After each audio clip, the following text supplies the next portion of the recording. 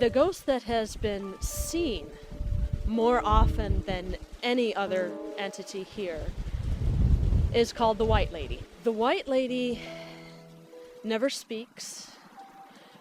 She just stares at you. In life, probably suffered from schizophrenia. She just gives off that vibe of being more than slightly dangerous. She's dressed in a long white nightgown. She has long, straggly, dark hair. She's most often seen at a window with her hands gripping the windowsill, leaning out, staring out of the window. And it was about 2 o'clock in the morning, and there were still people hanging around, still people doing an investigation. We're at the front of the building facing Pfeiffer. 3 or 4 people standing around, just looking up at one of the windows and saying, "Oh, wow, there's a woman standing in one of the windows." And I looked up, and of course she disappeared when I looked up. Said, "Oh my gosh, I swear there's a woman standing in the window just before you came up." Story of my life. And I said, well, what does she look like? Dressed in a long white robe, like a hospital gown, and she had really long, dark, scraggly hair, looked like it hadn't been combed for a while, and she had these eyes that they just captured you. You just couldn't look away. You just had to keep looking into her eyes. You just couldn't look away. And I said, "You just saw the White Lady."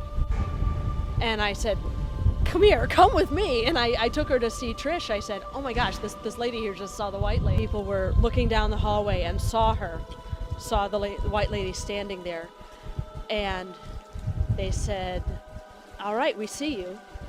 Can you come a little closer, please?" Came a little bit closer, not very much closer. And then she stood there and just started tilting her head back and forth, just like that. And Trish said just that action was so menacing. She said, "Okay, let's go." And I was the first one here. Walked in the first floor and kind of just got this really creepy feeling and looked down the hallway and I saw a head peek out of the door. And so I stopped and I was like, oh, somebody broke in, I'm gonna have to call the cops. I'm the only one here. It was kind of freaking me out. And I said, "I saw you, you need to come out. I'm gonna call the cops." And nobody said anything, nothing happened. And I said, "I saw you peek out of the door." And then again, I see the head peek out of the doorway.